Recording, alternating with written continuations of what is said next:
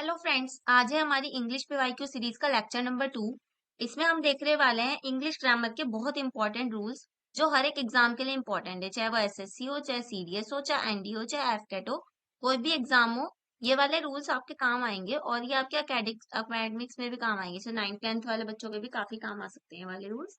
एक बार आप full video देखिएगा, आपको पता लग जाएगा इस वीडियो की इम्पोर्टेंस। और ये भी ना मैं ऐसे कराने वाली हूँ 15 रूल्स आज की वीडियो में, 15 रूल्स नेक्स्ट वीडियो में, जिससे वीडियो लंबी भी नहीं होगी और प्रोडक्टिव रहेगी काफी। मतलब आप आज वाली वीडियो देखेंगे ना तो आपको पता लग जाएगा इन 15 रूल्स से भी आपकी आधी ग्रामर रिवाइज हो चुकी है। तो बीच में मिस मत कीजिएगा और लास्ट तक जरूर देखिएगा। चलो फिर स्टार्ट करते हैं, अपनी रूल बुक ओपन करते हैं आज की। Let's start. पहला रूल है हमारा फॉर और सिंस का। फॉर यूज होता है ड्यूरेशन ऑफ टाइम के लिए, मतलब कोई लंबा टाइम पीरियड होता है, जैसे 10 years, काफी लंबा टाइम पीरियड है, मिनट्स, आवर्स, पूरा लंबे टाइम पीरियड के लिए, ड्यूरेशन ऑफ टाइम के लिए हम यूज करते हैं फॉर। जबकि सिंस यूज होता है पॉइंट ऑफ टाइम के लिए, एक पर्टिकुलर टाइम हमने बता दिया, पर्टिकुलर पॉइंट, जैसे 2001, पर्टिकुलर एक ईयर मेंशन कर दिया, जैसे वेंसडे, जैसे गॉट मैरिड, ये एक पॉइंट ऑफ टाइम हो गया, इनके लिए हम सिंस का यूज करते हैं। और एक चीज याद रखनी है, बिफोर फॉर और सिंस, मतलब फॉर और सिंस से पहले अगर हमें यूज करना है तो हम हमेशा परफेक्ट या फिर परफेक्ट कॉन्टिन्यूअस टेंस का ही यूज करेंगे। ठीक है, इनमें सिंपल पास्ट वगैरह यूज नहीं होंगे। और फॉर और सिंस के बाद हमेशा यूज होगा सिंपल पास्ट टेंस। ये चीज अच्छे से याद रखनी है, इसके ऊपर काफी एरर वाले क्वेश्चंस आते हैं। जैसे देखो एग्जाम्पल में लिखा है, I have been waiting here for the last 2 hours। ये हो गया हमारा फॉर, यहाँ पे हमारा फॉर आ गया। फॉर से पहले हमने जो टेंस का यूज करा वो कौन सा है हमारा, परफेक्ट या परफेक्ट कंटिन्यूअस। यहाँ पे हमने परफेक्ट कंटिन्यूअस यूज किया है, हैव बीन वेटिंग। ठीक है, ये हमारा फॉर आ गया। देखो लास्ट 2 hours, एक ड्यूरेशन की बात हुई है ना, तो इसलिए यहाँ पर हमने फॉर लगाया है। नेक्स्ट एग्जाम्पल देखो, she has been living here since her father move to Delhi. देखो यहाँ पर ये सिंस आ गया, सिंस मूव टू दिल्ली एक पॉइंट ऑफ टाइम की बात होगी, इसलिए सिंस आया। सिंस से पहले हमारा कौन सा टेंस है, ये हमारा हो गया परफेक्ट कॉन्टिन्यूअस। और सिंस के बाद ये मूव, ये हो गया हमारा सिंपल पास्ट। इस तरह की बात थी कि सिंस के बाद अगर कोई टेंस यूज होगा तो वो सिंपल पास्ट यूज होगा, और फॉर और सिंस से पहले कोई टेंस यूज होगा तो वो परफेक्ट या परफेक्ट कंटिन्यूअस। तो फॉर और सिंस में इससे बाहर कोई क्वेश्चन नहीं आता है, एरर्स में काफी पूछा जाता है, बहुत फेवरेट रूल है ये हर एक एग्जाम का। तो क्लियर हो गया, आइए आगे बढ़ते हैं। नेक्स्ट रूल है हमारा वन ऑफ या फिर ईच ऑफ का, बहुत फेवरेट रूल है ये भी एग्जाम्स का। अगर हम one of the simple use कर रहे हैं, वन ऑफ द के साथ हम लेते हैं प्लूरल नाउन और सिंगुलर वर्ब, हमेशा क्या यूज होगा, प्लूरल नाउन और सिंगुलर वर्ब। पर अगर one of the plural noun के बाद अगर एक रिलेटिव प्रोनाउन आ जाए, जैसे कि हु, विच या दैट, कोई भी रिलेटिव प्रोनाउन आ जाए, तो जो वर्ब यूज होगी वो भी प्लूरल वर्ब होगी, वो इस प्लूरल नाउन के हिसाब से फिर प्लूरल वर्ब भी यूज होगी। ठीक है, ऐसे याद रखना है, वन ऑफ द सिंपल होगा तो प्लूरल नाउन के साथ सिंगुलर वर्ब, पर अगर वन ऑफ द के साथ एक रिलेटिव प्रोनाउन भी आ जाए तो प्लूरल वर्ब यूज होगी। जैसे कि देखो example, one of the, one of the लिया हमने, हमारा नाउन आ गया बर्ड्स। बर्ड्स हमारा कैसा हो गया, प्लूरल नाउन। फिर बर्ड्स के साथ वर्ब कौन सी यूज हुई है, singular, is red, one of the birds is red. देखो सेकंड देखो, it is one of the birds, one of the birds, ये सेम रहा। यहाँ पे देखो दैट आ गया है, दैट हमारा क्या है, रिलेटिव प्रोनाउन, तो दैट आ गया। तो अब जो वर्ब यूज होगी वो इस नाउन के हिसाब से होगी, मतलब कि देखो ये प्लूरल नाउन है तो इसके साथ प्लूरल वर्ब यूज हुई है, फ्लाई ओवर माई हाउस। ये तो पता होगा ना कि जो प्लूरल वर्ब होती है उसमें एस या ईएस नहीं होता है, जो सिंगुलर होती है उसमें होता है एस या ईएस। ठीक है, मतलब मान लो हमने इसका सिंगुलर करना है तो हम इसको फ्लाई लिखेंगे, FLIES। ओके, नेक्स्ट रूल पे चलते हैं। थर्ड रूल है हमारा बिटवीन और फ्रॉम का।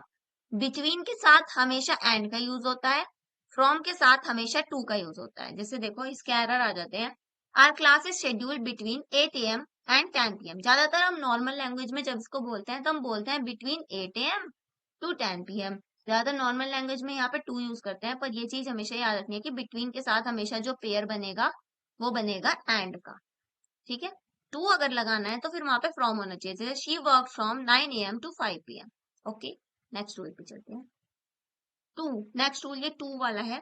जैसे ये वाले जो वर्ड्स होते हैं जो एंड्स विद IOR, देखो सब में IOR मिलेगा आपको, लास्ट में अगर इनके IOR आ रहा है ज्यादातर, देखो ER, इस तरह के जो भी वर्ब है, ये वर्ड्स आते हैं जो इतने भी जिनमें IOR, सारे IOR वाले हैं, इन सब के साथ टू यूज होगा, जैसे superior, inferior, prior, prefer, posterior, anterior, junior, senior, इन सब के साथ टू यूज होता है। इसमें ज्यादातर जो एरर आता है वो प्रेफर के साथ आता है, क्योंकि हम प्रेफर के साथ ज्यादातर देन लगा देते हैं। I prefer tea to coffee, tea to coffee, ना कि एन, tea to coffee. I prefer tea to coffee, than नहीं आएगा यहाँ पे, प्रेफर के साथ आएगा टू। नेक्स्ट हो गया she is junior to me. देखो अच्छा लग रहा है तो एक कमेंट जरूर कर देना, काफी टाइम लगा है। नेक्स्ट है हमारा as well as along with वाले रूल्स, जैसे ये हो गया as well as, along with, together with, no less than, in addition to, governed by, accompanied by. ये कुछ वर्ड्स ऐसे होते हैं, इनके साथ जो वर्ब आती है ना, जो इनके साथ वर्ब आती है वो हमेशा सब्जेक्ट वन के हिसाब से आती है, या फिर कह लो कि जो दूर सब्जेक्ट होता है उसके हिसाब से आती है। इनमें जो वर्ब होती है, जैसे एग्जाम्पल से समझ आ जाएगा, Ram as well as his friends is going. देखो इसमें पहले सब्जेक्ट पहचानो, पहला सब्जेक्ट हो गया हमारा राम, दूसरा सब्जेक्ट हो गया इसके फ्रेंड्स।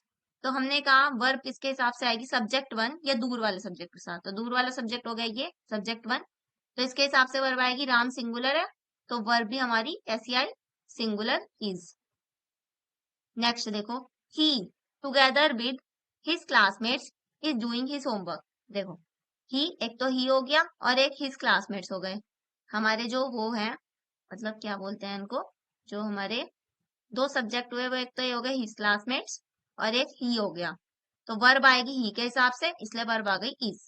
ठीक है, एक इसका ट्रिक ऐसे भी कर सकते हो आपके प्रिपोजिशन का जो है, जैसे प्रिपोजिशन है, जब प्रिपोजिशन किसी चीज में लग जाती है, एज वेल एज जो है ये प्रिपोजिशन है, जब प्रिपोजिशन लग जाती है तो प्रिपोजिशन के बाद ये जो था ये सब्जेक्ट न रह के ये ऑब्जेक्ट हो जाता है, इसलिए जो वर्ब है वो हमेशा सब्जेक्ट के अकॉर्डिंग आती है। Together with is a preposition, with के बाद हिज क्लासमेट्स जो है वो क्या हो गया, ऑब्जेक्ट, तो इसलिए वर्ब किसके अकॉर्डिंग आए, ही, सब्जेक्ट के अकॉर्डिंग। ऐसे भी कर सकते हो कि तो सब में प्रिपोजिशन आएगी, एज, विद, इसमें प्रिपोजिशन वाला रूल काम कर जाता है, विद, यहाँ पे देखो देन, ये हो गया टू, यहाँ पर बाय, यहाँ पर भी ये टू, इसके हिसाब से भी कर सकते हो इस वाले रूल को, इंपॉर्टेंट रूल है। नेक्स्ट हमारे होते हैं कंडीशनल सेंटेंसेस के रूल, बहुत इंपॉर्टेंट रूल्स है। इफ क्लॉज और मेन क्लॉज होते हैं कंडीशनल सेंटेंसेस में। अगर हमारा इफ क्लॉज सिंपल प्रेजेंट में है तो हमारा जो मेन क्लॉज होगा वो हमेशा सिंपल फ्यूचर में होगा, मतलब कि will, shall, can plus V one, ये वाली फॉर्म में। अगर हमारा इफ क्लॉज सिंपल पास्ट में है तो हमारा जो मेन क्लॉज होगा वो सिंपल पास्ट में होगा, would, would plus V one. अगर हमारा इफ क्लॉज परफेक्ट टेंस में है तो हमारा मेन क्लॉज भी परफेक्ट में रहेगा, would, could, have plus V three. Perfect continuous में अगर हमारा इफ क्लॉज, तो मेन क्लॉज भी परफेक्ट कंटिन्यूअस में रहेगा, would, could, have plus been plus V three. इसमें जो याद करने वाली चीज है वो ये है, सिंपल प्रेजेंट में है तो यहाँ पे सिंपल फ्यूचर में होगा, बाकी सब में तो सेम है, यहाँ भी पास्ट, यहाँ भी past, perfect, perfect, perfect continuous, perfect continuous. Present का याद रखना है कि फ्यूचर में चेंज हो जाएगा। इससे एग्जाम्पल देखते हैं फिर समझ आते हैं। जैसे if I study, I will pass the exam. देखो ये हो गया हमारा इफ क्लॉज, ये हो गया हमारा मेन क्लॉज, और यहाँ पर जो है ये सिंपल प्रेजेंट है, इफ आई स्टडी प्रेजेंट हो गया, I will pass the exam simple future हो गया। देखो सेकंड, देखो इफ आई हैड स्टडीड, ये हमारा परफेक्ट टेंस हो गया, हैड स्टडीड, तो इधर भी परफेक्ट आएगा, तो यहाँ पे आएगा I would have passed, would have plus we.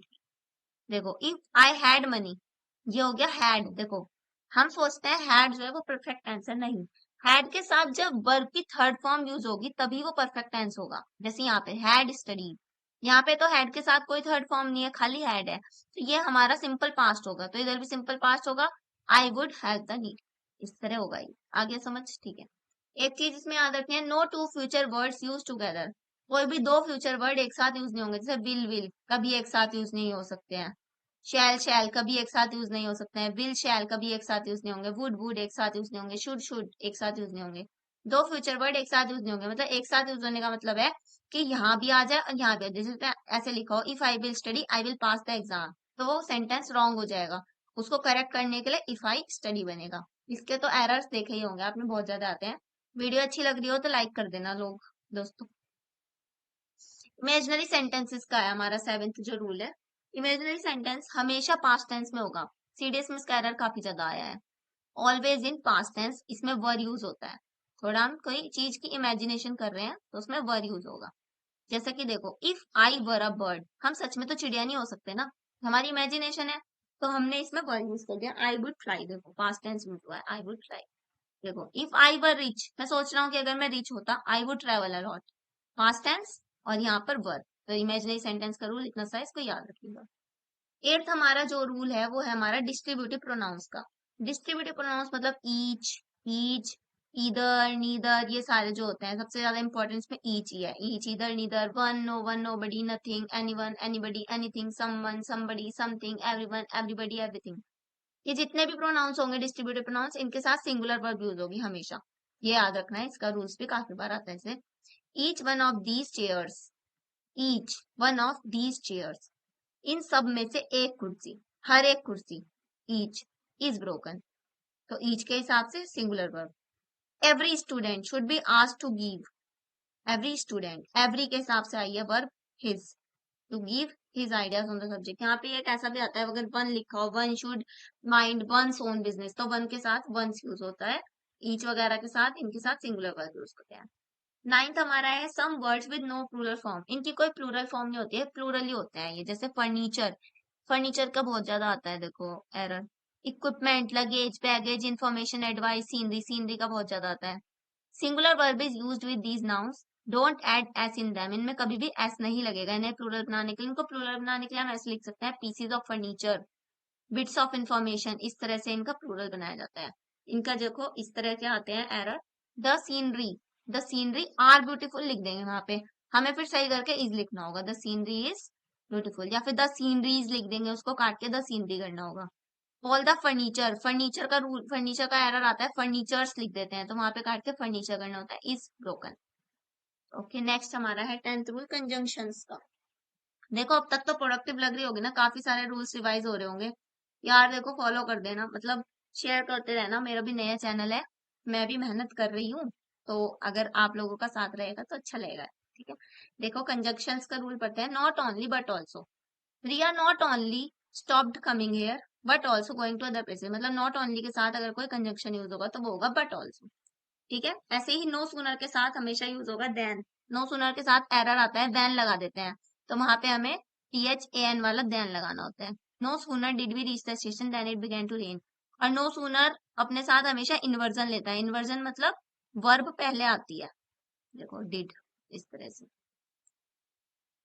लेस्ट के साथ हमेशा शुड आएगा या फिर लेस्ट अकेला आएगा, जैसे स्टडी प्रॉपरली लेस्ट यू फेल, सही है। Study properly लेस्ट you should fail, ये भी सही है, या तो अकेला या अपने साथ शुड को लेगा। नथिंग एल्स, नथिंग एल्स के साथ हमेशा आएगा but, I want nothing else but peace, nothing else के साथ बट।